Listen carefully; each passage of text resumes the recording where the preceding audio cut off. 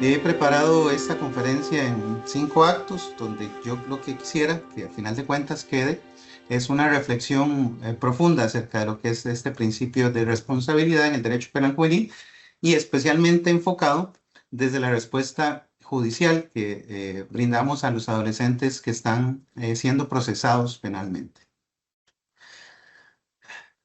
Para, para iniciar, perdón,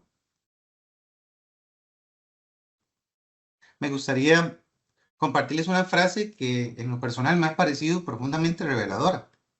Y es del criminólogo francés Alexandre Lacassagne, que afirmaba que las sociedades tienen los criminales que se merecen. Más de un siglo después, me parece que esa afirmación se mantiene vigente porque en efecto la sociedad fabrica sus propios delitos. La delincuencia no nace del vacío. Puedo asegurar que ningún hecho delictivo, y mucho menos cuando involucra a una persona menor de edad, puede ni debe ser analizado aislándolo de su contexto. El delito se gesta en hogares marcados por la ausencia o la violencia, en escuelas donde el sistema expulsa antes de orientar y en comunidades donde la desconfianza sustituye el tejido social. También en instituciones que llegan tarde o que no logran ofrecer una respuesta preventiva y coherente. Y lo peor de todo es que muchas veces esas violencias no se distribuyen de manera uniforme. Pesan con mayor fuerza sobre quienes crecen en pobreza, sobre las niñas y sobre quienes viven identidades o condiciones que son diversas. Por eso, cuando un adolescente se sienta en silencio en una sala de juicio, no se sienta solo. Trae consigo una historia personal que también suele ser la historia de una sucesión de otros silencios significativos, los del hogar, los del sistema educativo, los del Estado. Y este es el enfoque que quiero que tengamos claro. Recordar esto no significa justificar, sino comprender. Comprender porque eso es lo que nos va a permitir a nosotros poder exigir responsabilidad con sentido. Quiero específicamente centrar nuestra reflexión de esta tarde en entender qué es lo que revela el delito juvenil sobre nuestra sociedad y cómo el derecho penal juvenil busca dar una respuesta, que esa es la intención, ¿verdad? Que sea a la vez firme y humana. Para eso, pues, la criminología contemporánea nos ha confirmado lo que Lacassagne nos decía desde el siglo XIX, y es que el delito no solo es una expresión individual, sino que es un hecho social. Y las teorías de control social nos permiten demostrar que cuando fallan los lazos de apego, de compromiso, participación, aumenta el riesgo de conductas antisociales. Entonces, adicionalmente, podemos echar mano de estudios que evidencian que en la mayoría de los casos la delincuencia juvenil es transitoria, vinculada a etapas de desarrollo y a contextos familiares o escolares específicos. Es decir, la sociedad no solo reacciona ante el delito, yo me atrevería a ir un poco más allá y decir que muchas veces es la propia sociedad la que prepara el delito, a veces consciente o a veces inconscientemente. Porque cuando el Estado calla, cuando el Estado no llega a tiempo o cuando el Estado se cruza de brazos, también participa en el delito. Para mí, lo que puedo decirles esta tarde es que no actuar frente a la exclusión o a la violencia es en sí mismo una forma de violencia. Si aceptamos entonces que la criminalidad refleja el estado moral de una sociedad, entonces vamos a ver hoy cómo el sistema penal juvenil actúa como un espejo aún más nítido que da más detalle de cómo en los expedientes judiciales reflejan nuestras virtudes institucionales, pero también nuestras propias limitaciones.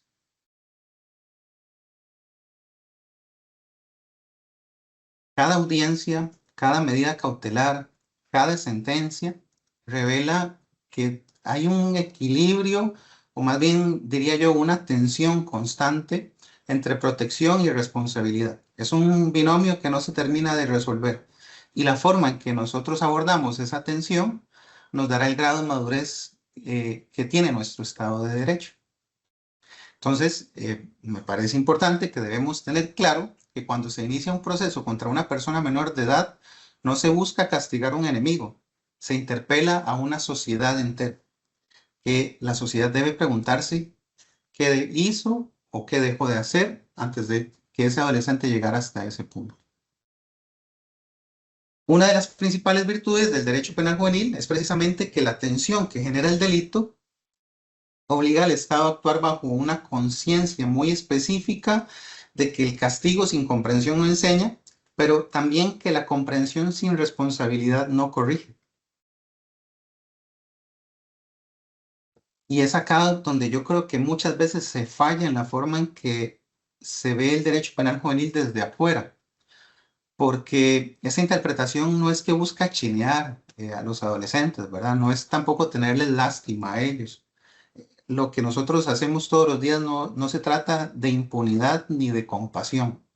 Es una búsqueda real de soluciones al conflicto que lleve racionalidad y especialmente un sentido humano. Por eso, para poder entender el crimen juvenil en su verdadera dimensión, debemos recordar el fundamento jurídico y axiológico, los principios que lo inspiran, la forma en que la Constitución y los tratados internacionales lo estructuran y el sentido que el legislador costarricense ha querido darle. A partir de este momento, pues vamos a abordar, al menos muy superficialmente, los principios especiales de la materia, porque la conferencia de hoy nos llama a tratar especialmente el principio de la responsabilidad penal juvenil, que es lo que da nombre y propósito a la conferencia esta tarde. Entonces, el segundo acto va a ser compartir un poco estos principios del sistema penal juvenil. El sistema penal juvenil costarricense se rige por este conjunto de principios, en particular, estos son los que he seleccionado, pero hay muchísimos más, que garantizan que la respuesta del Estado frente a la infracción de una persona menor de edad debe ser humana, racional y educativa. No se trata solo de cómo sancionamos, sino que nos interesa muchísimo conocer quién es esa persona que estamos sometiendo a un proceso, desde la primera diligencia. O sea, desde que se le señala como posible acusado, perdón, o como posible imputado, como persona sospechosa de haber cometido un delito. Y hasta que, habiendo cumplido efectivamente su sanción, pues pueda por fin dar cierre a su etapa, ¿verdad?, de respuesta o de la reacción penal del Estado. En todo momento debe existir un estándar de humanidad y de justicia. Por eso, el primer principio al que quiero hacer referencia es el principio de dignidad humana, que inclusive aplica a todas las materias del derecho y especialmente en el derecho penal, pero a veces se nos olvida, ¿verdad? En la práctica diaria, lo que nos dicen las noticias y todo lo que nos impregna a nuestro alrededor nos hace que olvidemos esta norma que está establecida en la Constitución. Específicamente, el artículo 40 dice que nadie será sometido a tratamientos crueles o degradantes, ni a penas perpetuas, ni a la pena de confiscación. Esta norma en particular tiene validez solo si la aplicamos con un límite absoluto, que lo que quiere decir es que ninguna actuación, medida o decisión judicial puede vulnerar la dignidad de quien está siendo juzgado. En específico, con respecto a las personas menores de edad, tenemos una norma que está en el artículo 37 de la Convención sobre los Derechos del Niño. Se las voy a leer por acá. Dice que ningún niño será sometido a torturas ni a otros tratos o penas crueles, inhumanos o degradantes. Que la detención o prisión solo se utilizará como una medida de último recurso y durante el periodo más breve que proceda. Esto aplica a todo el proceso. Insisto, desde el momento de la aprehensión, desde la primera convocatoria para que se presente a los tribunales y hasta la lectura del fallo e inclusive más allá, hasta el cumplimiento efectivo de la sanción. Podemos decir entonces que el trato digno no es un gesto, ¿verdad? No es una buena práctica institucional. Se trata de una obligación constitucional e internacional. Ahora, una norma que yo sé que todos en algún momento hemos escuchado, que es el interés superior de la persona menor de edad. Inclusive algunos de nosotros ya hemos emitido pronunciamientos conforme a ese interés superior, pero muchas veces pareciera que algunos no lo terminan de tener claro. El artículo 3 de la Convención sobre los Derechos del Niño indica que en todas las medidas concernientes a los niños, una consideración primordial a que se atenderá será el interés superior del niño. Y en nuestro país esto también encuentra respaldo en el artículo 5 del Código de Niñez y Adolescencia, que indica toda acción pública o privada concerniente a una persona menor de 18 años debe considerar su interés superior, el cual le garantiza el respeto a sus derechos en un ambiente físico y mental sano, en procura del pleno desarrollo personal. Y además, inclusive nos da las pistas de cómo es que se hace ese análisis, porque nos dice que debe tomarse en cuenta su condición de sujeto de derechos y responsabilidades, su edad, grado de madurez, capacidad de discernimiento, las condiciones socioeconómicas en que se desenvuelve, y en particular en materia penal juvenil utilizamos mucho este último, que es la correspondencia entre el interés individual y el social. Si tomamos como base estas dos normas, me gustaría que ustedes me acompañen a hacer un ejercicio, ¿verdad? Que es hacer una introspección nosotros mismos y decir si realmente todos estamos de acuerdo en cómo es que se debe actuar en el mejor interés superior, perdón, en el mejor interés de las personas menores de edad acusadas. ¿Será que simplemente es aplicar la norma que le resulte más favorable? Bueno, en materia penal de adultos, pues comúnmente el indubio pro reo, bueno, el indubio pro persona menor de edad también aplica en la materia penal juvenil. Pero ¿será eso lo que siempre satisface de mejor forma el interés superior? Por motivos de tiempo me voy a limitar a una descripción que es superficial, pero que creo necesaria, por lo que en mi opinión, ¿qué es la tutela del interés superior? Para mí no significa hacer lo que más le favorece subjetivamente, tampoco lo que resulte más cómodo o lo que aparentemente sea más protector. Por eso es que no se puede quedar en una lectura de primera mano de lo que dice el expediente y a partir de ahí se tomen decisiones. El interés superior es algo que aplica en el derecho penal juvenil, pero necesariamente los aplicadores del derecho debemos verlo desde la óptica del derecho de niñez y adolescencia, porque lo que se pretende es una búsqueda real de la opción que mejor garantice su desarrollo integral, su aprendizaje y especialmente una inserción social que sea responsable. Esta valoración de la madurez debe realizarse considerando los condicionamientos sociales y culturales que además inciden en cada género. Por ejemplo, las niñas y las adolescentes en particular enfrentan presiones que son distintas y formas de control social que muchas veces afectan en mayor medida su autonomía y hasta la percepción del riesgo. Por eso, en el ámbito penal, el interés superior no se opone a la sanción, más bien le da sentido y límite. Para reforzar esta idea, por si no queda suficientemente claro, en derecho penal juvenil no significa que no se castiga, es que se castiga de acuerdo a las condiciones particulares de esa persona menor de edad. A veces una respuesta firme y educativa protege más que la suavidad con la que a veces intentamos cuidarlos, porque al tratarlos como frágiles, más bien los alejamos de su propio proceso de crecimiento y del sentido real de responsabilidad que desde tempranas edades ellos tienen que empezar a desarrollar.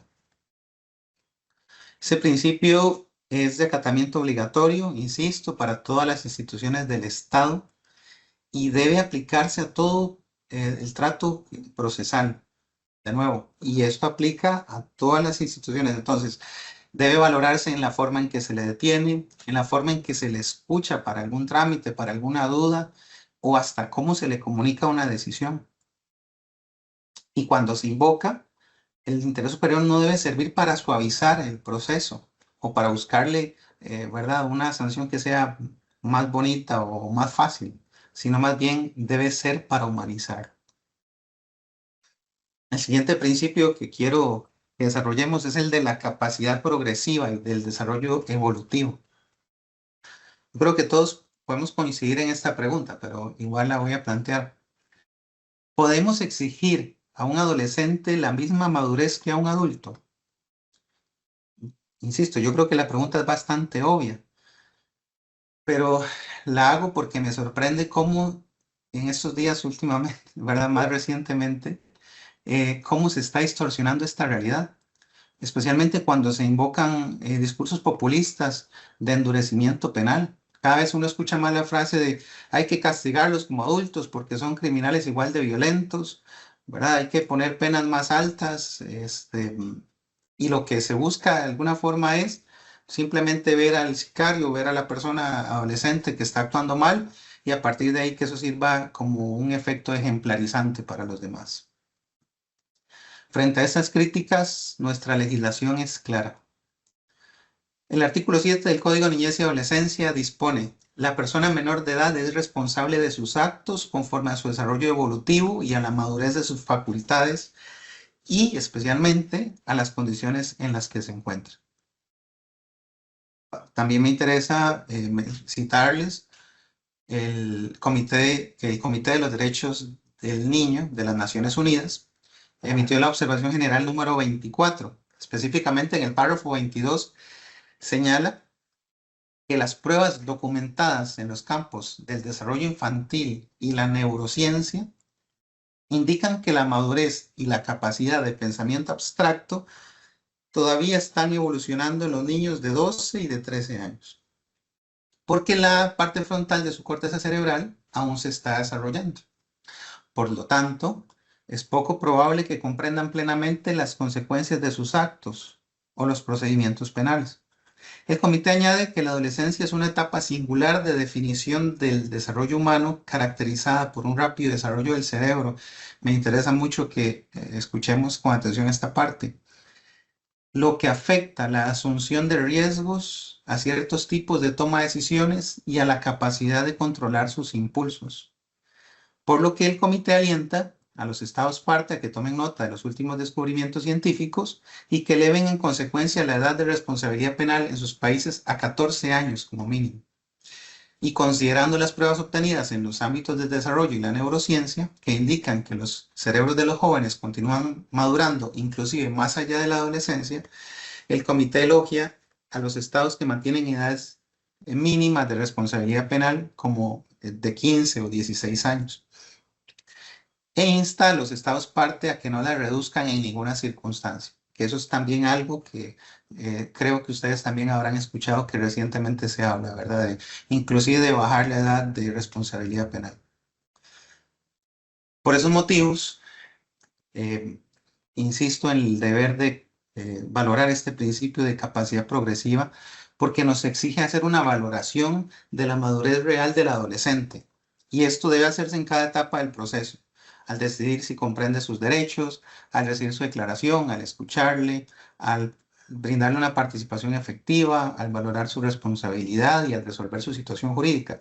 Y los que hemos trabajado con adolescentes, pues lo veremos de una forma que es inclusive muy sencilla, porque uno puede tener a un niño, bueno, a un adolescente de 12 años recién cumplidos y entenderá muy fácilmente que aunque haya que hablarle ¿verdad? Con criterio y con voz firme, no necesariamente es el mismo trato que se le debe dar a uno que tiene sus 17 años y casi 18 cumplidos, ¿verdad? Son reglas que no se necesita, eh, ¿verdad? Analizar muy a profundo porque surgen desde la naturalidad y de la propia dignidad del ser humano.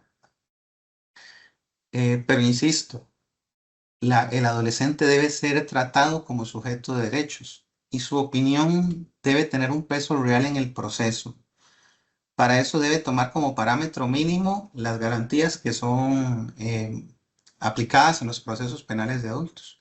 Entonces, les voy a compartir un detalle que a mí me llama mucho la atención porque genera muchísima confusión entre ¿verdad? Docentes y otras personas con quienes conversa uno acerca del proceso penal juvenil. Y es que quien comparece personalmente, quien tiene que responder directamente en el proceso, es la persona menor de edad, no sus papás, no, bueno, no la mamá, no los representantes, no los tutores, ni ninguna otra persona.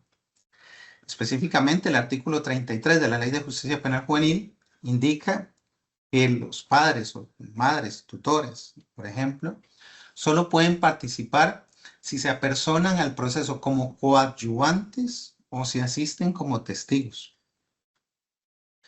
Y pero igual, para compartir una experiencia, bueno, he tenido varios casos donde abogados particulares se apersonan al proceso con un poder judicial firmado por los papás, ¿verdad? Y haciéndose, según ellos, asumiendo la representación de la persona menor de edad acusada.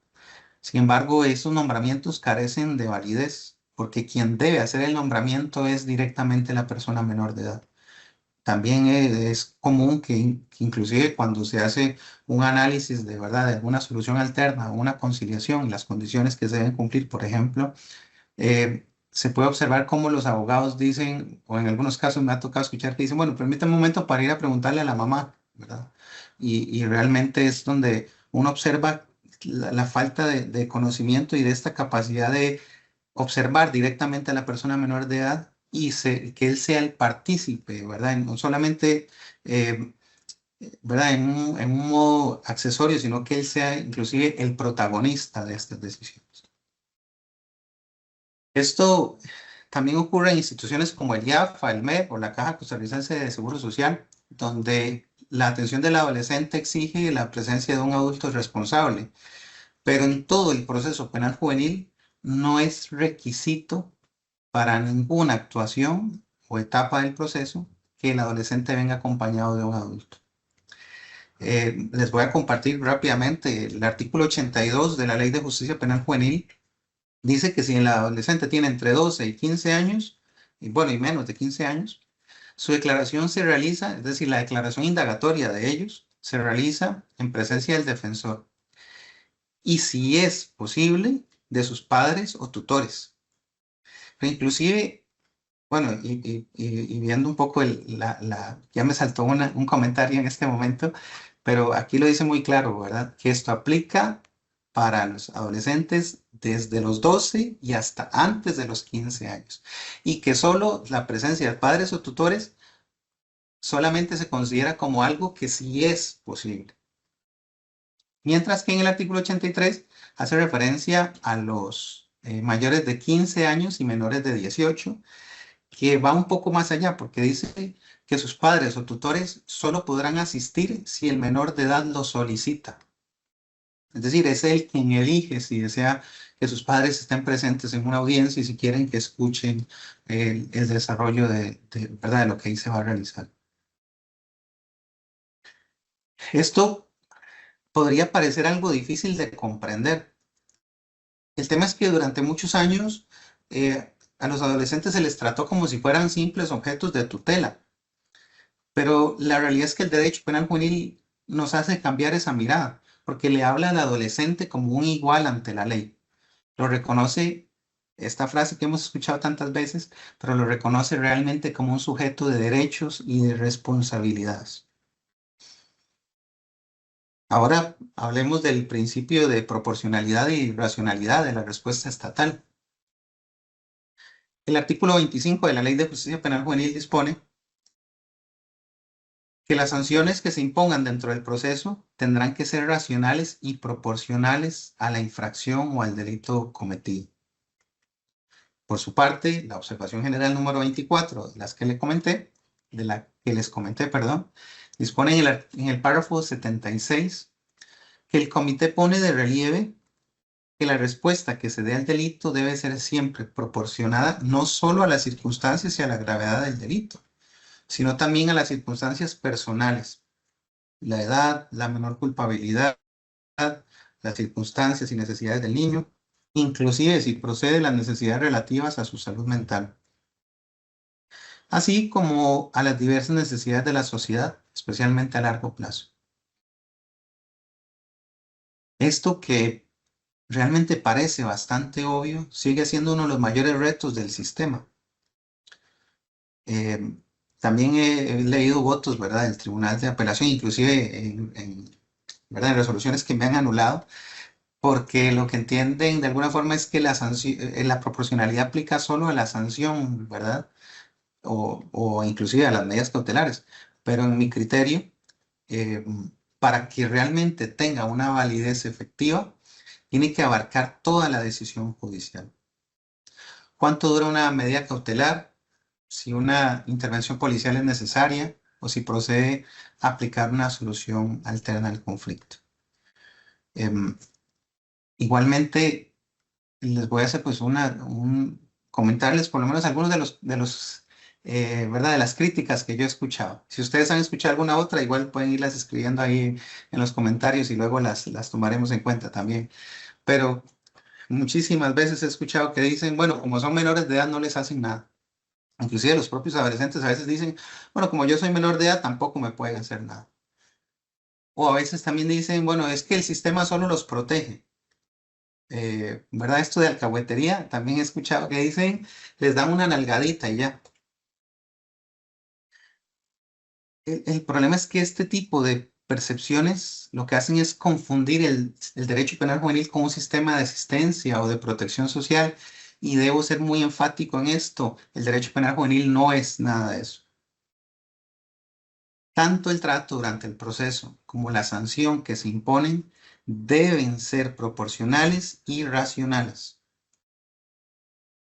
Inclusive el artículo 122 de la Ley de Justicia Penal Juvenil dice que para determinar la sanción aplicable no solo debe tomar en cuenta las condiciones, bueno, o las situaciones de la persona menor de edad y del delito.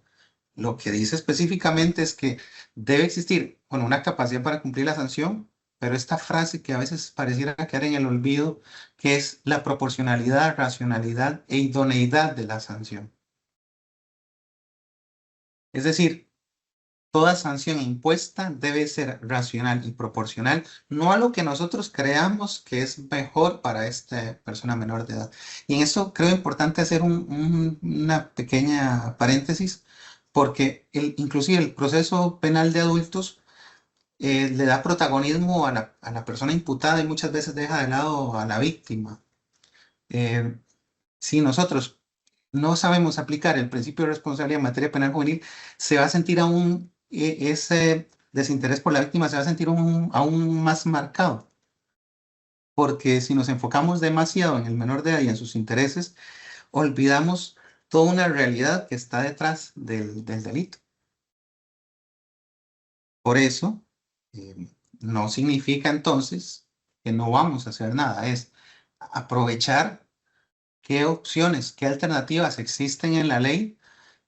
E inclusive la propia Ley de Justicia Penal Juvenil dice, nos da la facilidad de integrar diferentes sanciones que están establecidas en el artículo 121, pero además nos permite aplicarlas en forma alternativa, simultánea, sucesiva. O sea, tenemos realmente la posibilidad de integrar todo digamos, bueno, una sanción que realmente permita pensar en cómo abordamos a esta persona menor de edad mientras que le damos una respuesta satisfactoria a las víctimas. Y evidentemente, pues una respuesta a la sociedad. Esto, creo necesario decirlo hoy aquí. Nosotros no estamos jugando casita, ¿verdad? Esto es derecho penal real y es aplicado a las personas menores de edad con la misma dureza y rigidez. La diferencia es que es un enfoque más humano y educativo. La proporcionalidad lo que hace es tratar de garantizar un equilibrio entre la tensión que se genera entre el delito juvenil. No puede existir excesos, ¿verdad?, de alcahueterías, ni tampoco excesos de represión máxima, ¿verdad? Pero tampoco podemos omitir o ignorar las cosas. En la justicia penal juvenil no puede ser, ni debe ser, mero asistencialismo ni punitivismo puro. Por eso, inclusive el propio sistema penal juvenil está tan bien diseñado que es consciente de los riesgos del exceso punitivo y por eso también incorpora mecanismos para contener su propia fuerza coercitiva. De esta forma logra reducir la intervención del Estado a la máxima, perdón, o a la mínima expresión necesaria. Esto lo logramos ver con el principio de mínima intervención y de desjudicialización. Les voy a compartir el párrafo 74 de la observación general número 24, que lo que nos indica es que la decisión de llevar a un niño ante el sistema de justicia no significa que deba pasar por un proceso judicial formal. Las autoridades competentes deben considerar siempre la posibilidad de evitar un proceso judicial o una sentencia condenatoria, recurriendo a medidas extrajudiciales o de otra índole. En otras palabras, desde que se entra en contacto con el sistema judicial antes que comience el juicio, deben ofrecerse opciones de medidas extrajudiciales y que éstas deben estar disponibles durante todo el proceso. Esto, para que quede claro, no es debilidad del sistema, es racionalidad penal. Vamos a verlo así, el ejercicio de la reacción penal del Estado en realidad es alto, es fuerte. Evidentemente ustedes conocen la capacidad de respuesta que tiene el sistema penal, ¿verdad? Estamos hablando de todas las cárceles, estamos hablando de todas las autoridades de policía, estamos hablando de las capacidades del OIJ y del Ministerio Público. Todo eso está a disposición del derecho penal juvenil y el límite es que debe asumirse con mesura y con responsabilidad. Y esto pues debería ser bastante claro porque si no estaríamos pues ante abusos de autoridad o excesos del derecho. Esto se logra solo entendiendo que no todos los casos requieren el mismo tipo de intervención judicial. En estos años que tengo de experiencia, he observado muchas veces que hay adolescentes que cambian su conducta con solo el momento en que son llamados a la fiscalía, que se les entrega, ¿verdad?, la información del expediente y que pueden hablar con un defensor que les explica la magnitud del proceso al que están enfrentando. A veces ya con eso es la intervención suficiente para que ese adolescente se impacte y cambie su vida por completo. Otros a veces requieren medidas de contención más severas y lamentablemente yo ahorita pues tengo varios adolescentes en detención provisional, por ejemplo. Y que esto ha sido necesario no porque le plazca a uno, ¿verdad? Es porque realmente ha sido necesario para que ellos reconozcan la autoridad judicial. Y lamentablemente pues también he podido observar casos en los que inclusive tras un internamiento no logran modificar su conducta. Son cosas de las que se habla muy poco, pero hace unos años, por ejemplo, tuve un caso de un adolescente que a sus 17 años estaba en máxima seguridad de la reforma y que cuando tenía que venir a las audiencias lo tenían que presentar con el equipo Marshall, ¿verdad? Porque era una persona adolescente sumamente peligrosa. Entonces, ¿qué es lo que tenemos? Bueno, que el grado de intervención del sistema debe determinarse según cada caso concreto, según la necesidad real y no por inercia punitiva. El principio de mínima intervención no hace que se reduzca la autoridad del sistema, insisto, lo que hace es que se racionalice. Porque al igual que en el derecho penal de adultos, el proceso penal juvenil debe ser el último recurso, no la primera reacción. ¿Y cómo se nos olvida eso, verdad? Me gustaría también hablarles, aunque sea brevemente, del principio que le da al derecho penal juvenil su carácter más distintivo, que es el de diversificación de la reacción penal. En particular, el proceso penal de adultos tiene muy restringidas las oportunidades de aplicar soluciones alternas y especialmente como penas, contempla la multa y la prisión, con mínimos y máximos para cada delito. Es un sistema más rígido, más represivo, y lo cual es bastante contradictorio si tomamos en cuenta que el artículo 7 del Código Procesal Penal dice que una de las finalidades del proceso es la solución del conflicto. Pero, bueno, en este panorama, para los que todavía puedan seguir incrédulos, hay una pregunta que se nos hace necesaria. ¿Debe la justicia tratar por igual a quienes son distintos? Les voy a compartir también, bueno, existen unas reglas de las Naciones Unidas que están hechas para la administración de justicia, la administración de justicia de personas menores de edad. Se le conoce también como las reglas de Beijing. Y en la regla número 5 dice que el sistema de justicia de menores hará hincapié en el bienestar de estos y garantizará que cualquier respuesta a los menores delincuentes sea en todo momento proporcionada a las circunstancias del delincuente y del delito. Y regresando a la observación general 24, en el párrafo 16 recomienda, en la mayoría de los casos, la forma preferida de tratar con los niños debe ser la aplicación de medidas extrajudiciales. Los estados partes deben ampliar continuamente la gama de delitos en los que se apliquen estas medidas, incluidas las conductas graves cuando procedan. La diversificación significa que la reacción del Estado debe adecuarse a cada caso concreto. No todas las conductas merecen la misma respuesta, ni los jóvenes tienen las mismas posibilidades. Eh, bueno, igual para aclarar también un poco la conferencia, son pocas diapositivas, en realidad solo son 10, entonces en esta lo que quise fue resumirles un poco los principios que vamos a tomar en cuenta. Ya de hecho estoy con el último de estos.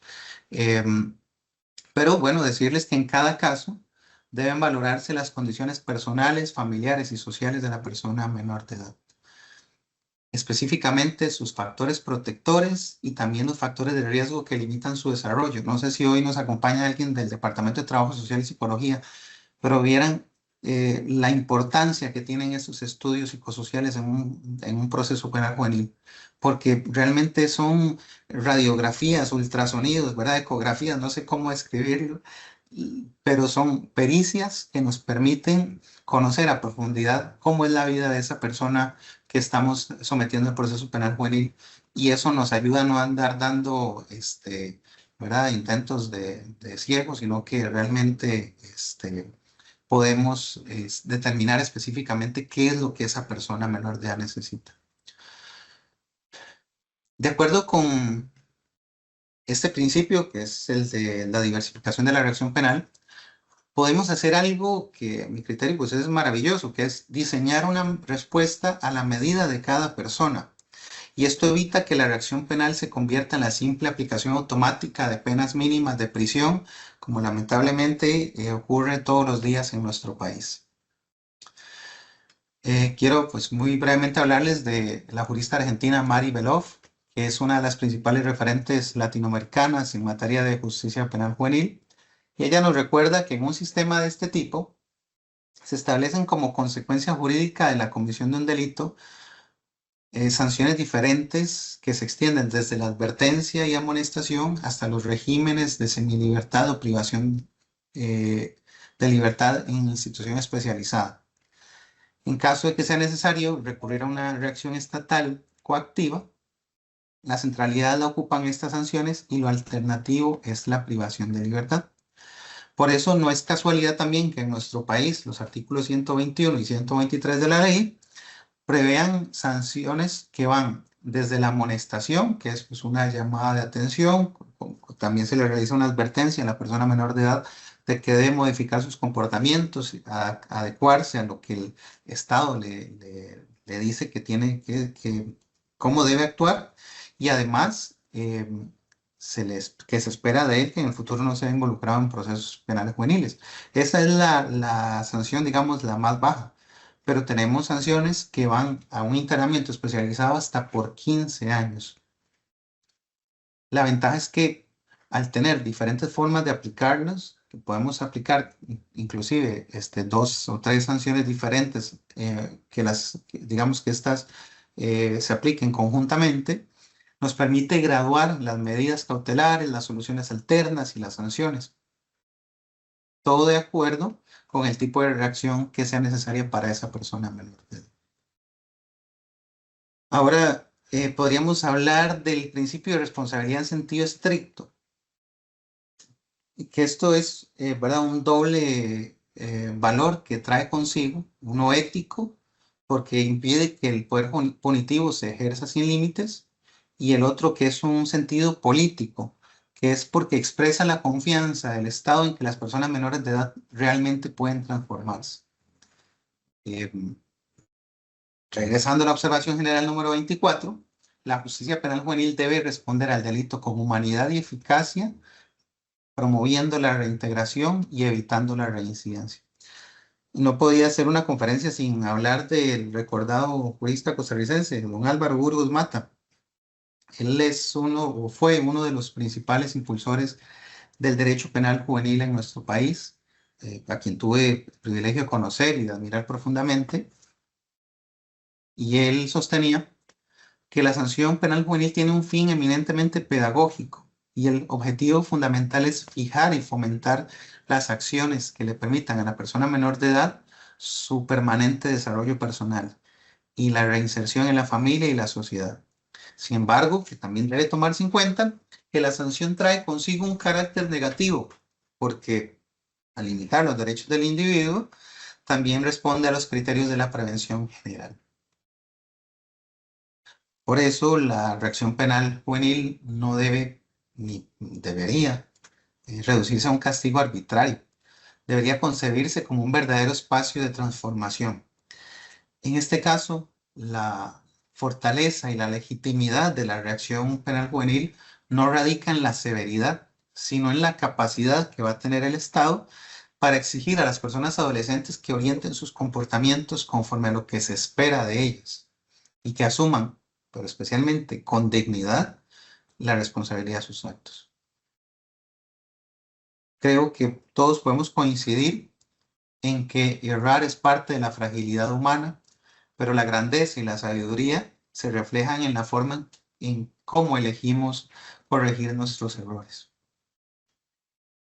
Así, entonces, tenemos, por un lado, que los operadores del derecho debemos actuar con humanidad, pero también esto impone deberes a las personas menores de edad.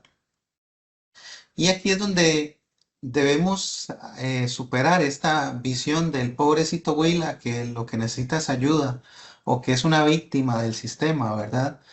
O que necesita ayuda de todos para cambiar su vida y que cuando ven y nos cuentan su historia nos ponemos aquí todos juntos a llorar con él. No podemos tener una visión tan cerrada y tan simplista. Esa persona menor de edad que tenemos como acusada o como, al menos, inclusive como imputada, como sospechosa de un delito, también es un sujeto de responsabilidades. Y aquí es donde confluyen el derecho penal y el derecho de niñez y adolescencia. A la persona menor de edad se le debe ver con un lente especial, uno que reconozca su edad, su desarrollo y especialmente que evite caer en una mirada adultocentrista. La realidad es que en nuestro ordenamiento a las personas adolescentes se les puede atribuir responsabilidad penal desde los 12 años. Y esto me llama muchísimo la atención porque hace un año se estaba aprobando en segundo debate una modificación al artículo 2 del Código de Niñez y Adolescencia. Esa modificación lo que pretende es ampliar la categoría de niñez hasta los 12 años y 365 días. Es decir, según esta modificación, van a ser niños hasta los 12 y 364 días y ya llegan a ser adolescentes de los 360, perdón, de los 13 años en adelante. Y no se ha planteado una modificación a la Ley de Justicia Penal Juvenil y por lo tanto se le seguirá atribuyendo responsabilidad penal desde los 12 años. Sin embargo, esto para mí tampoco sería, ¿verdad? Un error del sistema porque se parte de la premisa de que aunque estén en desarrollo, poseen el mínimo de madurez suficiente para responder por sus actos. Por supuesto, el grado de exigencia va a ir aumentando con la edad, porque esto va de la mano con su desarrollo progresivo. Eso es parte ¿verdad? De la materia de derecho de niñez y adolescencia. Pero para decirlo tal vez en unas palabras más sencillas, conforme el Estado nos brinda más libertades, también nos exige más responsabilidades. Y esto nos permite entender algo fundamental, que es que aún en los peores escenarios, pese a que no hayan tenido oportunidades, que haya existido negligencia estatal, que hayan tenido los peores contextos de vida, el adolescente siempre conserva un pequeño margen de decisión. Y es precisamente en esa medida donde se tiene que situar el reproche penal. No es un ser débil, no es un ciudadano de segunda categoría. Ser sujeto de derechos implica ser tratado como un ser humano completo. Y esto significa que no solamente es capaz de decidir, sino también de responder. Quisiera ilustrarlo con dos casos, pues muy rápidamente. El primero de estos había sido calificado por la Fiscalía como varios delitos de agresión con arma y de coacción. se indicaba que habían sido cometidos en perjuicio de varias niñas entre 10 y 12 años dentro de una escuela. A simple vista, de verdad, y si uno pues, se dejara horrorizar por la carátula del expediente, vería o diría que es un hecho grave, ¿verdad? Que es violento, que se cometió con plena conciencia del daño. Pero al sentarnos en un círculo restaurativo y escuchar a todos esos, ¿verdad? Personas involucradas, tanto a las niñas ofendidas como a la propia persona menor de edad acusada, descubrimos otra historia. Era ¿verdad? Era un niño inmaduro para mí de 12 años que en un recreo escolar, mientras estaban jugando a la casita, él le tocó el papel de ser el papá, entonces él se quitó la faja y comenzó a dar fajazos a sus compañeras. En ese momento, ¿verdad? También ya una las castigó y les dijo que no podían salir del cuarto, obligándolas a que se quedaran en un aula y que no se podían mover de ahí. Desde una lectura adulta, evidentemente ahí se ven muy claros los tipos penales, ¿verdad? Desde la mirada del desarrollo evolutivo, pareciera que era un juego mal comprendido e inclusive habría que analizar los patrones de educación en el hogar de este adolescente. Eh, Sin embargo, y a pesar de todas esas circunstancias, también debía responder por sus actos. El segundo caso, pues, un hecho muchísimo más grave, un homicidio calificado con un arma de fuego, pero la dimensión real de este hecho realmente se comprende solo cuando miramos quién estaba detrás del arma. Era otro adolescente de 12 años que había disparado contra un joven de 18 años que iba transitando por vía pública. Lo que podríamos decir es que ese adolescente era pues, un delincuente precoz, un violento, irrecuperable, un sicario de lo peor, ¿verdad? Pero cuando uno analiza con mayor detalle, cuando uno mira más allá de los hechos que presenta la pieza acusatoria, aparece la historia que el papel no cuenta. Él vivía en un entorno de abandono, consumo de drogas, sin escuelas, sin límites, sin afectos, familiares ausentes. Desde los 10 años consumía crack con los adultos del barrio. Uno de ellos, una noche, mientras que estaban, ¿verdad? El grupo consumiendo droga, esta persona adulta le da una pistola y le dice que se suba a una motocicleta para ir a asaltar a ese joven que iba caminando por ahí. En ese instante, cuando él está con el arma, con la adrenalina del momento, él, a pesar de que muchas veces se había sentido marginado y vulnerable, en ese momento repentinamente se sintió fuerte, se endiosó. Tenía en las manos algo que lo hacía sentirse invencible y con esa sensación de poder, ¿verdad? Que es confundida con supuesto valor o supuesto respeto, tomó la peor decisión de su vida. Y entonces, mientras que el adulto le decía a la víctima que entregara sus pertenencias, este adolescente decidió disparar. En esa ocasión, pues yo la condena que le puse fue el máximo que permite la ley, que son 10 años de internamiento. Eh, a pesar de eso, esa sentencia fue anulada por diferentes motivos. Y él, mientras que se estaba preparando otro juicio, él volvió a quedar en libertad. Ya había pasado un par de años. Cuando queda en libertad, un par de meses después, mató a otro adolescente y meses después fue hallado sin vida en las mismas calles donde había nacido, crecido y aprendido a sobrevivir. Bueno, las calles del barrio Concepción de la Abuelita en San José. Estos casos quiero que nos ayuden a recordar esa necesidad de medir con precisión la respuesta penal y que debe ser graduada según la historia y madurez y las posibilidades de cada uno. Hasta ahora, esos son algunos de los principios, pero hay un punto que también me parece muy importante que trabajemos hoy en esta conferencia, que es algo que yo inclusive escucho entre operadores judiciales, ¿verdad? A veces entre fiscales o defensores que dicen que esto no es derecho penal de verdad o que lo nuestro es un penalito, ¿verdad? No hay nada, no hay nada más atrevido que la ignorancia realmente. Quien no conoce el sistema lo que hace es que tiende a subestimarlo. Y lo que deben verse es que es el mismo derecho penal, pero aplicado con un lente diferente, más humano, más racional, más orientado a la transformación. Ahora sí, disculpen que hasta ahorita lo haga, pero ya pasamos a la siguiente diapositiva, que es una especie de cuadro comparativo entre lo que representa el sistema penal de adultos y lo que nos trae el sistema penal juvenil. Por si no se lograra leer bien, bueno, el fundamento del sistema penal de adultos es la culpabilidad plena, mientras que en el penal juvenil es la capacidad progresiva. Mientras que en el derecho penal juvenil se busca la educación y reintegración, en el de adultos se busca solamente retribución y prevención.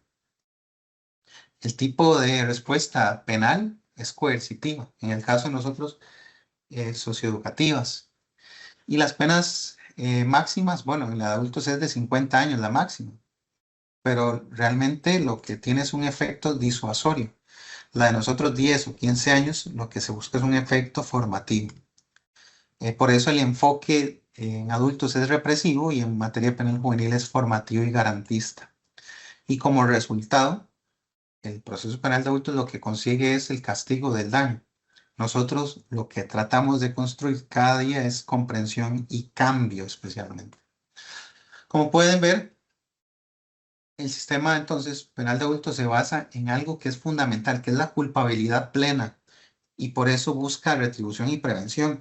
Y desde ya, pues un pequeño paréntesis, esto sería un análisis de otra conferencia un poco más avanzada, pero este, nosotros podemos verificar que efectivamente en un proceso penal juvenil, ante un delito que un adolescente haya cometido y tenemos el injusto penal, pero al detenernos en la teoría del delito, en la culpabilidad, es donde a veces aparece un poco más de verdad, de nebulosas. Ahí es donde se tiende a confundir un poco más el asunto, porque en adultos, te insisto, hay culpabilidad plena, pero en el cambio en el sistema penal juvenil hay una capacidad progresiva y por eso es que no podemos asumir simplemente que se trata de una persona que tiene la completa capacidad para tomar esas decisiones. Mientras el adulto recibe una pena coercitiva y el adolescente recibe una medida socioeducativa, esto no es una diferencia terminológica, es que realmente hay una diferencia que es conceptual, pero especialmente ética y pedagógica. Porque el derecho penal juvenil no busca solo destruir la vida de quien se equivocó, sino más bien construir con él un camino de cambio. Podemos entonces afirmar que este no es un sistema más blando, sino uno más inteligente. Y con esto pasamos al tercer acto. Esto, bueno, ya pasamos a la parte quizá más densa, más de teoría. Era necesario construir todos estos conceptos, porque las normas por sí solas no bastan, ¿verdad? Tenemos que darle sentido de cómo deben aplicarse. Y por eso ahora vamos a ver cómo todo eso se distorsiona en la realidad. Y es que en lugar de pensar en esta palabra que he dicho que alguien la mencionó en el chat, ¿verdad? Esta frase o esta palabra de alcahuetería, que es lo que muchas veces se nos etiqueta a nosotros también, es que el proceso penal juvenil mantiene la naturaleza penal, aunque el trato sea diferenciado. Pero insisto, desde los 12 años un adolescente puede ser objeto de allanamiento, de aprehensión, de requisa, se le secuestran los dispositivos electrónicos, se accede a su información privada o inclusive se le imponen medidas cautelares restrictivas de libertad. Por eso los adolescentes enfrentan una intervención estatal que conlleva efectos jurídicos y personales que son significativos. Y es muy fuerte ese tránsito de ser, o de ser tratado todos los días como estudiante, como el hijo, como el consentido de la casa que está bajo tutela de sus familiares, a una condición procesal de imputado, de verse sentado en una celda, de ver que los trasladan los custodios hacia una sala de juicios y de ver que aquí nosotros nos vamos a sentar cada uno en el rol que nos corresponde y no se le va a hablar con dulzura, ¿verdad? Sino que se le va a hablar con el rigor de la aplicación de las garantías procesales, pero específicamente con las normas del proceso penal. Quiero compartirles una realidad que duele. eh, por eso también la imagen que elegí para compartir. Eh, En Costa Rica existe solo un centro de formación juvenil que se llama el Centro de Formación Juvenil Surquí. Un centro que hace mucho más de lo que los recursos le permiten realmente. Yo creo que ahí eso se sostiene por el esfuerzo del personal técnico, educativo y de seguridad. Y no me queda la menor duda que ellos trabajan con una entrega que es, pero realmente admirable. Sin embargo, las condiciones materiales son precarias, los programas insuficientes, el hacinamiento constante. Lamentablemente, muchas dinámicas cotidianas se parecen demasiado a las de una prisión de adultos. Y por eso, pues lamentablemente, aunque uno no quisiera, pues realmente, pues, eh, especialmente en los últimos días, pues me han llegado noticias de personas menores de edad que tengo en detención provisional que han sido violadas, agredidas o inclusive con intentos de homicidio dentro de una celda con adolescentes. Y es que insisto, no es la visión de tratarlos como pobrecitos ¿verdad? Es darles un sentido humano, porque los adolescentes que llegan ahí no son los grandes criminales que el imaginario colectivo tiene o lo que las noticias nos presentan, ¿verdad? Inclusive las presiones que vienen de diferentes partes de nuestro estado. Para mí, ellos son los fallos del sistema. Son muchachos y muchachas que no contaron o que no tuvieron las oportunidades que el Estado, la familia y la comunidad debieron ofrecerle antes de que el delito se convirtiera en su forma de expresión. Algunos de ellos, me consta por los casos, que fueron reclutados por sus propios familiares para el narcotráfico o la prostitución. Otros han crecido en hogares desestructurados, en barrios donde la violencia es lo normal, o simplemente han sobrevivido en la indiferencia. Y en especial me parece importante recordar y siempre tener presente que entre ellos hay muchas adolescentes que sus historias también han sido marcadas por abusos, embarazos forzados, violencia sexual, explotación, em, a veces de todas estas juntas. Sus conductas delictivas no pueden entenderse sin mirar esa cadena previa de vulneraciones. Por eso, un sistema que se proclama educativo y restaurativo también debe tener una memoria de género.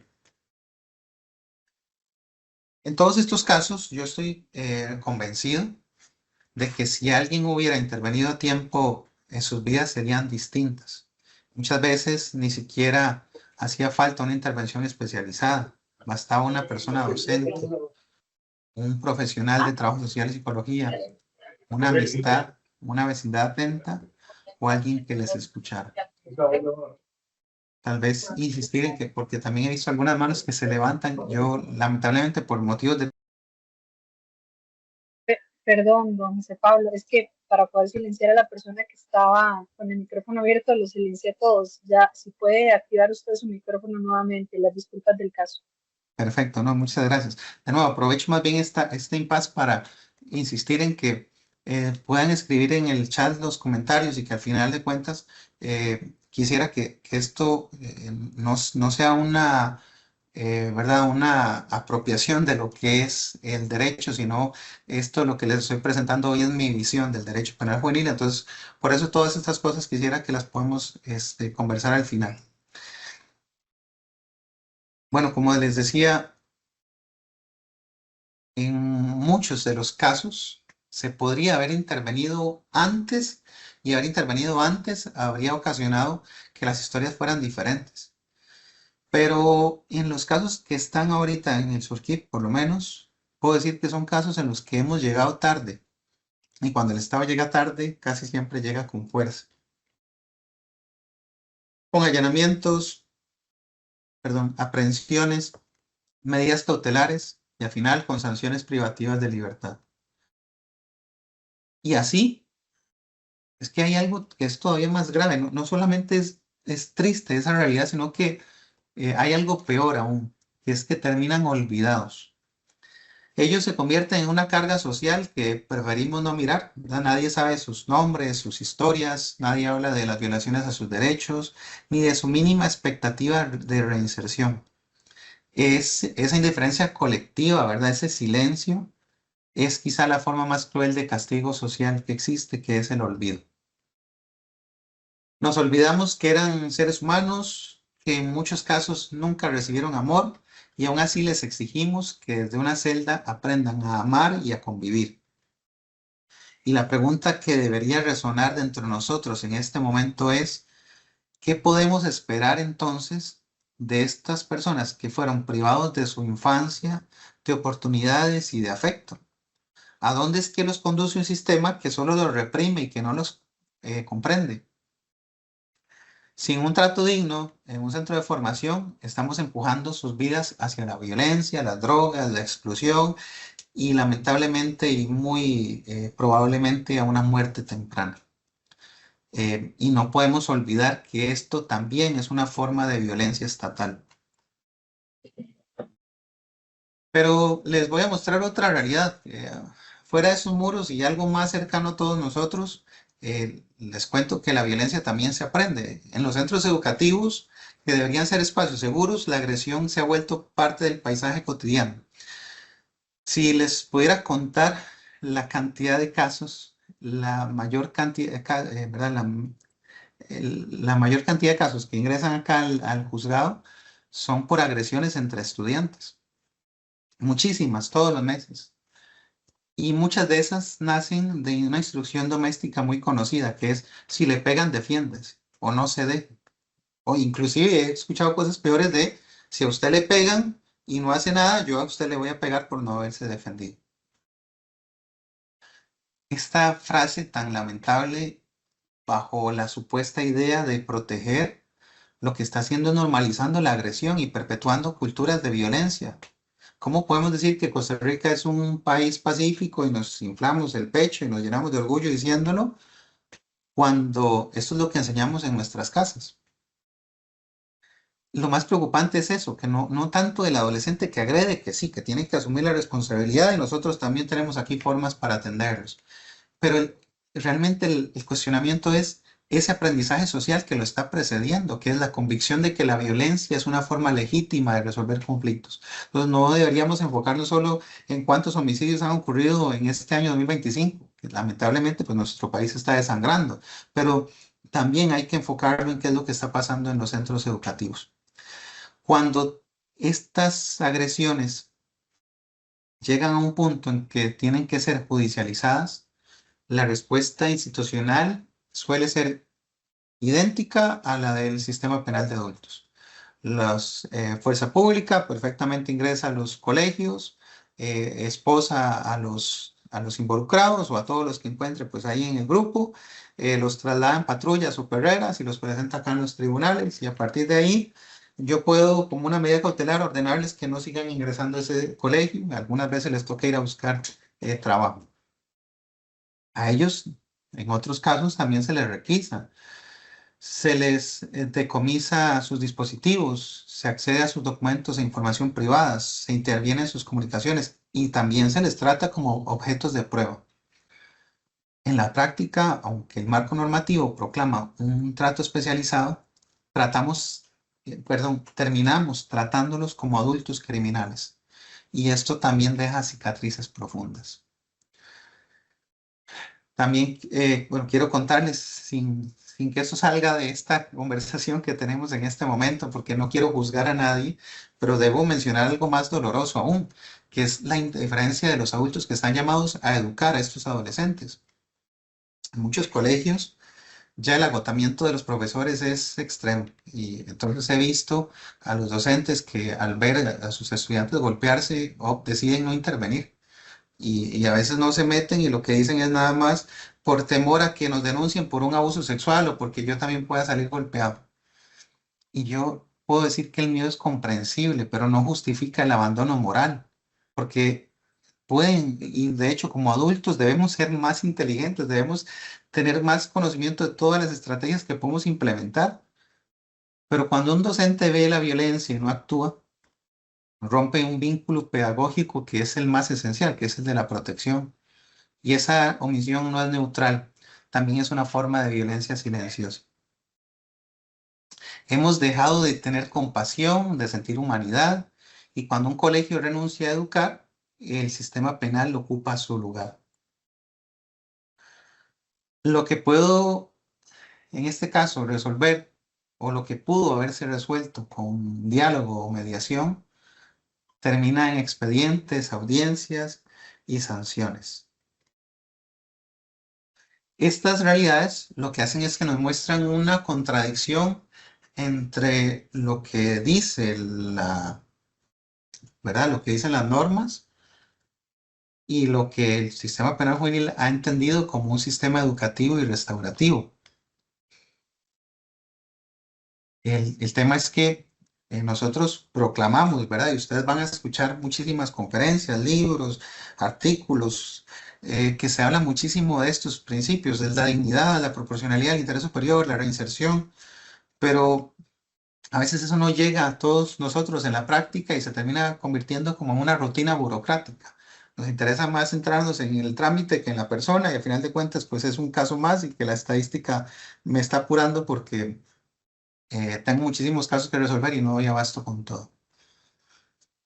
Entonces, lamentablemente esa contradicción no termina naciendo, no surge de la norma, esto es algo que nace de nosotros mismos. Eh, Inclusive, y perdón porque esto no debería ser un espacio para eso, pero yo me quejo mucho de cómo funciona ahora, que nos corresponde dedicar mucho tiempo a labores que son administrativas y tenemos que estudiar un poco las labores jurisdiccionales porque también esas otras nos están apurando para presentar plazos y demás. Pero el tema aquí es que la ley impone no solo a los jueces y juezas, ¿verdad? Le impone a la policía judicial, al Ministerio Público, a la defensa y al PANI, porque son los que son llamados a ser parte en el proceso penal juvenil y su participación efectiva depende muchas veces del operador que tenga el caso. E igualmente, ojalá que si sale algo de esta conversación, que sea algo positivo. Pero en todos esos años que tengo de experiencia, el PANI, a pesar de que está llamado a ser parte en el proceso, muy pocas veces decide, o sea, son contados los casos en los que el PANI decide personarse al proceso e intervenir en favor de los intereses de alguno de los menores de ahí involucrados. Cuando un adolescente, y les voy a poner un caso práctico, pero cuando un adolescente espera horas para ser atendido porque los custodios le dieron prioridad a reos adultos, ¿verdad? O cuando se les excluye de un centro educativo sin darles oportunidades reales, el castigo deja de actuar y más bien el castigo se convierte en control social. La justicia pierde entonces su dimensión pedagógica y se vuelve más bien un mero ejercicio de poder. Ahora, en esto nuevamente vuelvo a insistir. El sistema penal juvenil no es penalito, ¿verdad? Esto no es una versión menor del sistema de adultos. Es el mismo derecho penal, pero tiene matices que lo llaman a ser más racional y más humano. Las sanciones privativas de libertad en nuestro país son de hasta 10 años para adolescentes que tengan de 12 a menos de 15 años y de 15 años para los que tienen de 15 a menos de 18. Estas son las más altas de América Latina. Entonces, no podemos decir que la dureza del sistema está en discusión porque tenemos estos ejemplos. Por eso, los debates sobre aumentar las penas son estériles, porque aumentar las penas no resuelve la violencia ni previenen el delito. Es más, ¿cuándo han logrado eso, verdad? A lo largo de toda nuestra historia como civilización. Estoy convencido de que más años de encierro no cambian conductas. Los cambios reales se logran con medidas socioeducativas, con justicia restaurativa y con acompañamiento interinstitucional. Entonces, de una vez les digo, porque también veo algunos comentarios, no se trata de castigar más, sino de intervenir mejor. Por eso también, bueno, el derecho penal juvenil involucra o incluye dentro de las posibilidades las contravenciones. Y eso es muy interesante porque el legislador fue sabio cuando las incluyó en el proceso penal juvenil, porque, y en esto es también algo en lo que yo creo que hay que marcar una raya muy clara, que toda forma de agresión es violencia y como tal tiene que haber una respuesta del Estado. Es decir, que no podemos tolerar la más mínima forma de violencia y esa es la única forma de alcanzar mejores sociedades. Por eso también es necesario que la intervención se haga pronto, porque si intervenimos rápido, evitamos que estos modos de vida que son inapropiados, al menos transitorios o temporales, que no se conviertan en patrones de comportamiento desviados, lo cual nos permite adecuar en una forma más reducida la reacción del Estado ante las primeras conductas de riesgo, y especialmente evitar que haya más víctimas en su tránsito hacia la mayoría de edad. Entonces yo igual les cuento que la experiencia mía he escuchado a veces comentarios como de lo que hay que hacer es esperar a que cumpla 18 años, ¿verdad? O lamentablemente historias que yo sé que en el OIJ le han celebrado los 18 años a algún acusado porque ahora sí van a poder agarrar y guardarlo. Pero no es, esa no debería ser la visión. Más bien yo lo veo como una carrera contra el tiempo. Tenemos hasta antes de que cumpla los 18 años para tratar de intervenir y que es una intervención quirúrgica, perdón, quirúrgica, claro que sí, porque hay que identificar bien dónde es que se deben hacer los ajustes, pero hay que tratar de intervenir rápido, intervenir bien para evitar que eso más bien implique una persona que vaya pues simplemente a pasar el resto de su vida en una cárcel. Por eso es que también el artículo 132 de la Ley de Justicia Penal Juvenil nos brinda las ideas de cómo es que o las líneas de cómo es que se aplican las salidas alternas, medidas no privativas, precisamente porque el enfoque es intervenir temprano y evitar consecuencias mayores. Insisto, porque en esta materia llegar temprano evita llegar tarde y más fuerte. La justicia penal juvenil, entonces, a pesar de la contradicción de esto que voy a decir, pero debe ser preventiva y no reactiva. El artículo 5 del Código de Niñez y Adolescencia, como les decía, ordena ponderar los intereses del adolescente y de la víctima y de la sociedad. Pero entonces, de nuevo, interés superior no equivale, y creo que ya en este momento lo debemos tener claro, interés superior no es lo mismo que impunidad.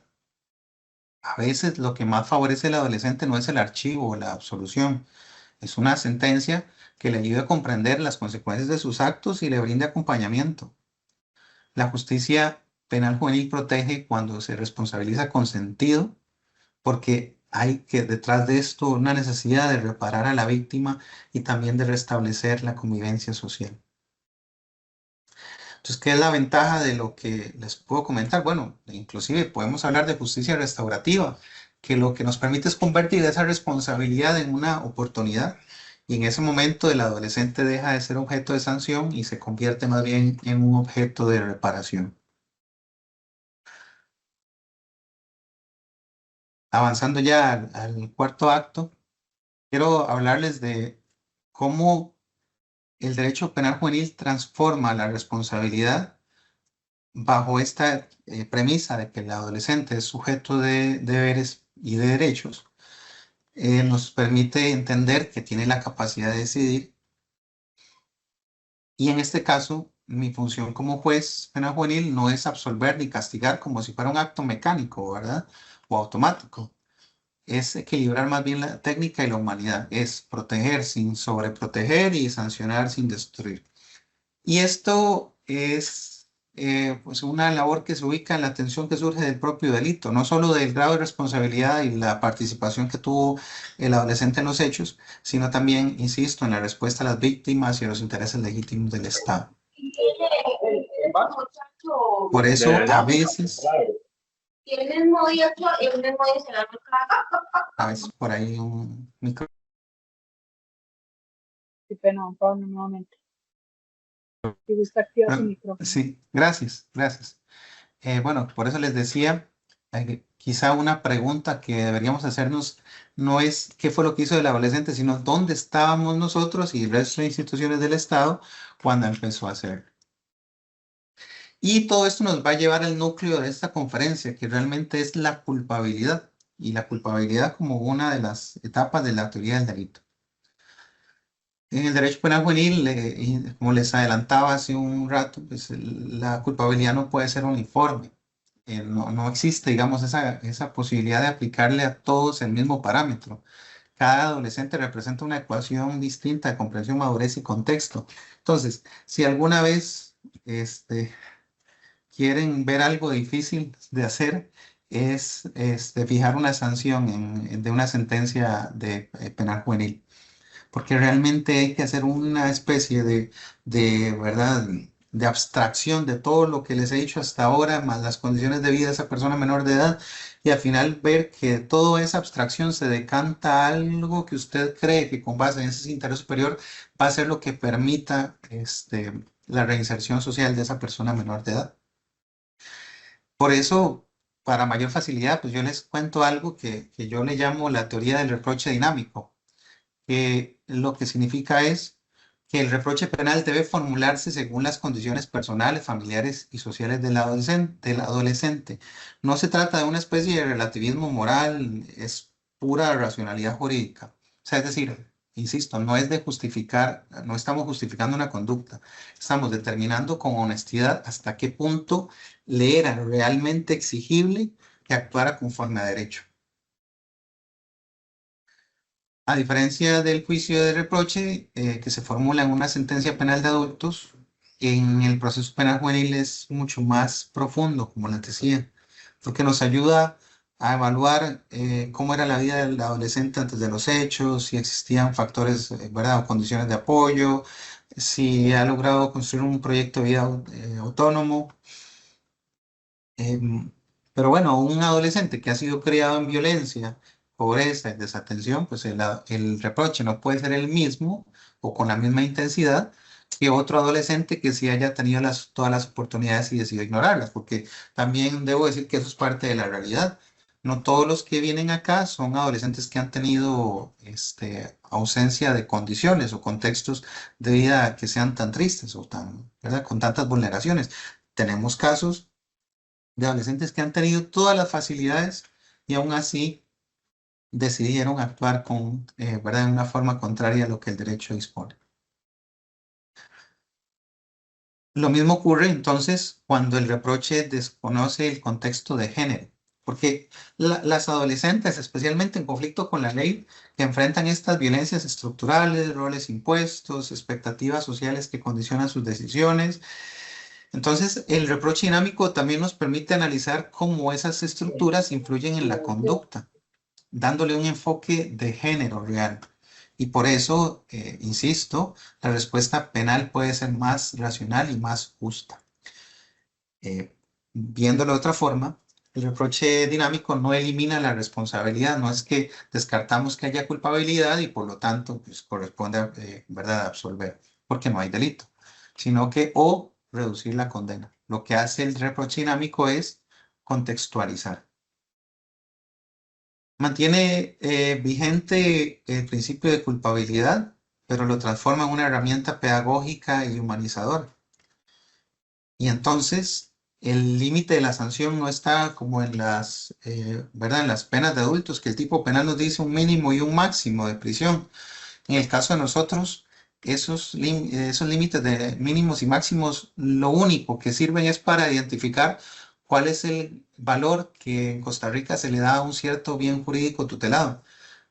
Pero aparte de eso, pues nosotros somos quienes tenemos que tomar ese reproche como algo móvil, ¿verdad? Tenemos que saber dónde adaptarlo de acuerdo a las circunstancias del caso concreto y a las condiciones de la persona que se está sentenciando.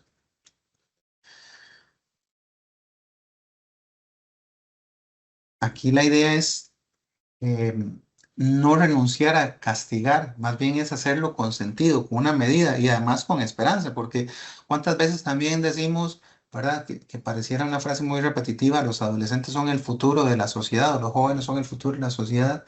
La realidad es que ahorita, como estamos actualmente, pues los adolescentes son el ahora de la sociedad, tomando en cuenta la delincuencia que hay, ¿verdad? Y cómo pueden en centros educativos agredir a sus profesores, agredir a otros compañeros y acabar con la vida de otras personas.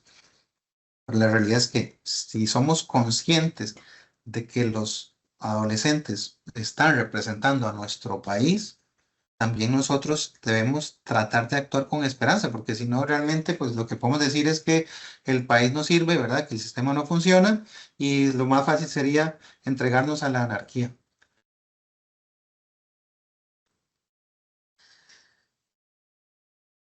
La finalidad última del derecho penal juvenil no es el castigo, sino la transformación. Cuando el reproche se adapta al ser humano y la sanción se convierte en una elección, el poder punitivo deja de ser instrumento de temor y se transforma en una forma de enseñanza. Por eso, a pesar de las críticas que se puedan hacer desde los discursos populistas, el derecho penal juvenil no es un sistema que está en crisis, más bien es un sistema que se encuentra en permanente tensión y esta tensión no lo hace que sea más débil, más bien es lo que lo define, porque entre la lógica del castigo y la vocación educativa, este modelo ha aprendido a sobrevivir. Y esto es lo que muestra una cualidad que el derecho penal de adultos rara vez se logra observar, que es la gradualidad. La gradualidad no es indulgencia, es racionalidad. En cada caso, el juez no es quien está llamado a imponer, sino más bien a adecuar. Y esa capacidad de graduar la respuesta es la razón por la que el modelo sigue siendo funcional a pesar de las limitaciones institucionales y en lo particular ese es el principal motivo por el cual sigo en esta trinchera como juez penal juvenil después de 14 años de estar sufriendo con esto. Ese sistema no pretende eliminar el conflicto, sino más bien lo que busca es resolverlo en forma proporcional y útil. No busca neutralizar la conducta, sino comprender su origen, su contexto y la posibilidad de cambio. Y entonces ahí es cuando podemos decir que el poder punitivo se modula. Quiero contarles también que en los últimos 11 años he tenido la competencia territorial de cantones bueno, los cantones de Garrillo, Santa Cruz, Nicoya, Ojancha, Nandayure, y el distrito de Lepanto. Y esta experiencia territorial me ha permitido constatar que cuando las instituciones públicas, las comunidades y las personas ofendidas asumen un rol activo en la resolución del conflicto, el modelo de justicia penal juvenil demuestra su eficacia. Entonces yo creo que han sido pocas las historias que ustedes han escuchado en noticias, ¿verdad? De la delincuencia en esta región del país, ¿verdad? Guanacaste eh, más bien sobresale y a nosotros, ¿verdad? Los juzgados de Guanacaste, pues de alguna forma se nos cuestiona no tener tantísimos expedientes como en otras partes del país. Pero es que esto no es una experiencia aislada, o sea, realmente aquí hay una solidez que demuestra que el sistema funciona cuando se cumple con un mandato de corresponsabilidad. Cuando el Estado, la comunidad, la familia actuamos articuladamente, los resultados son consistentes en todos los procesos penales juveniles. De verdad es algo impresionante cómo nosotros tenemos índices bajísimos de reincidencia. Y esto, como evidentemente, pues no es una noticia que vende, por eso es que no se divulga tanto. Pero en mi práctica diaria, la gran mayoría de los procesos terminan con acuerdos conciliatorios, con suspensiones del proceso a prueba y las medidas socioeducativas no privativas de libertad resuelven los conflictos. Son pocos realmente los personas menores de edad acusadas que he tenido que imponer penas o sanciones privativas de libertad. Esto refleja, pues sería evidentemente para otra conferencia, pero refleja una cultura institucional y social que está orientada a la resolución pacífica del conflicto, a la reparación integral del daño, más allá de la necesidad de imponer una sanción.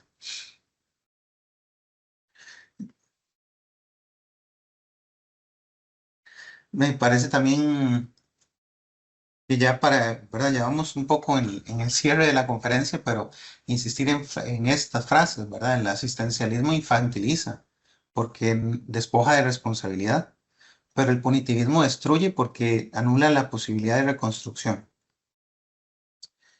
Y por eso es que, bueno, quisiera hablarles de tres prácticas que se han vuelto esenciales en el equipo de justicia juvenil restaurativa que integramos acá en Nicoya que son la prevención, la coordinación interinstitucional y la justicia restaurativa como modelo ordinario. Bueno, la prevención, a pesar de que no es una labor específica del Poder Judicial, sino que corresponde a otros entes del Poder Ejecutivo, para mí, bueno, le he venido desempeñando como una buena práctica, perdón, pero no debería verse como una función secundaria. Nosotros realizamos charlas en escuelas y colegios y esto nos permite transmitir información directa sobre los derechos y responsabilidades de las personas menores de edad, pero también genera espacios educativos de diálogo, porque entonces es cuando ellos realmente preguntan y se enteran de todo lo que implica un proceso penal juvenil y de las posibles consecuencias de sus actos. Y esto trae un efecto concreto, que es que muestra la ley como una herramienta de convivencia. También parte del trabajo que no es propio de un juez, pero que me ha correspondido realizar es participar en reuniones de diferentes redes interinstitucionales, porque el derecho penal juvenil en sí implica que hay que entenderlo como una red en la que las instituciones públicas y privadas formamos parte de una misma ecuación. Entonces, ese trabajo conjunto lo que nos permite es integrar todas las opciones que ofrece el Estado en esta región y a partir de ahí las podemos presentar como una oportunidad de cambio a la persona menor de edad. Entonces, lejos de dejarlo solo y señalarlo, lo que procuramos es intervenir integralmente para cambiar el castigo por una intervención socioeducativa. Además, el tercer pilar es la justicia restaurativa como un modelo ordinario, porque en realidad el modelo ordinario pues, es el que está establecido en la ley penal juvenil, pero la ley de justicia restaurativa nos marca una alternativa. En mi opinión, no debería ser la alternativa. La justicia restaurativa debería ser la regla, porque no hay justicia más efectiva que la que repara el daño y la que reconstruye vínculos. La justicia restaurativa tiene una particularidad interesantísima, que es que el adolescente se expone él voluntariamente ante su víctima, cuenta qué fue lo que hizo, qué era lo que pasaba por su mente cuando hizo eso, por qué, ¿verdad? ¿Qué fue lo que lo llevó a ese punto? Y además cómo se ha sentido después de esa situación que ocurrió. Además, escucha a la víctima contar todas las afectaciones que el delito le ha generado y a partir de ahí les permite juntos decidir cómo va a ser la reparación. Y además el adolescente, reconociendo su responsabilidad, participa activamente en la solución del conflicto. Se logra mucho más con eso que lo que se podría alcanzar con cualquier sanción. La restauración, insisto, no sustituye el reproche, le da contenido. Y aquí es cuando eh, el principio de responsabilidad alcanza su máxima expresión, que es que el adolescente comprende qué fue lo que hizo mal, asume su error con responsabilidad y con acompañamiento logra modificar su vida. Este principio no se limita a un reproche jurídico, sino que abarca un proceso integral que comienza con la generación de oportunidades y consolida el acompañamiento interinstitucional. Entonces, cada etapa, desde, insisto, la investigación, la sanción, la ejecución, el proceso orienta lo que es la racionalidad y proporcionalidad del Estado y forma al adolescente en su rol más difícil, pero más humano, que es el de ser sujetos de derecho y responsabilidad. Ya como acto final, pues podemos, a partir de todo lo que he venido exponiendo, puedo decirles desde mi experiencia que el sistema penal juvenil no necesita más leyes ni más años de prisión, ¿verdad? No necesita más castigos. Lo que necesita es consolidar su capacidad de graduar, de comprender y de actuar coordinadamente. Ahí es donde está la promesa del Estado de que debe responder con proporcionalidad, especialmente si las instituciones actúan juntas, cuando la justicia se atreve a educar, el poder punitivo deja de ser una reacción y más bien se convierte en una forma de evolución. Cuando, cuando comenzábamos este recorrido, les presenté la frase de la Casaña que decía que cada sociedad tiene los delincuentes que se merecen. Hoy, después de todo lo dicho, creo que esa afirmación no debe entenderse como una condena, más bien es una advertencia. Lo que la Casaña nos está recordando no es la culpa de la sociedad, sino la responsabilidad que todos tenemos. La delincuencia no surge del vacío, refleja nuestras omisiones, nuestros silencios y nuestras decisiones tardías. Y en esa medida, pues el derecho penal juvenil no solamente es un instrumento de sanción, sino un espejo que nos muestra cómo somos como Estado, como comunidad y cómo somos como adultos. Entonces, La responsabilidad penal del adolescente alcanza su máxima legitimidad cuando el Estado cumple, si el Estado cumple de manera efectiva sus deberes de prevención, atención y acompañamiento, es donde sí podemos exigirle plenamente al acusado que asuma las decisiones de sus actos.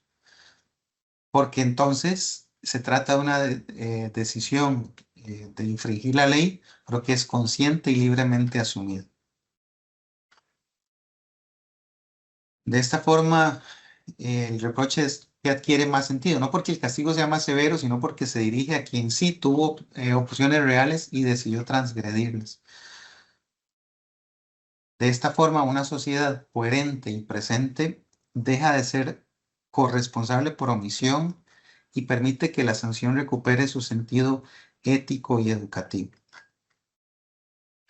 A lo largo de toda esta conferencia he tratado de mostrar que este sistema, con todas sus imperfecciones, pero sigue siendo el espacio más humano del derecho penal, porque esa capacidad de adaptarse, de graduar, de comprender, y esto es lo que le da sus cualidades, ¿verdad? Su mejor versión. Y esto en tiempos de rigidez es casi un acto de resistencia. Y aunque la ley, ¿verdad? No siempre logra lo que promete, su mera existencia pues es una declaración de fe en el cambio. Yo, después de estos 14 años de estar como juez penal juvenil, puedo decirles que he visto adolescentes transformarse durante los procesos, que he visto víctimas que también aceptan un proceso restaurativo y que descubren que el perdón no es algo que los debilita, sino que más bien los fortalece. Pero también he visto fracasos, ¿verdad? He visto jóvenes que no regresan, instituciones que no responden y comunidades que renuncian a creer. Entre esos dos extremos es que de esperanza y de frustración es donde nos movemos los jueces y juezas penales juveniles, y es un punto intermedio donde la palabra responsabilidad deja de ser una fórmula legal y se convierte en una forma de dignidad. El derecho penal juvenil nos recuerda que la justicia no puede ser automática. ¿Por qué castigar sin comprender es tan injusto como comprender sin exigir? ¿Y por qué proteger sin responsabilizar infantiliza?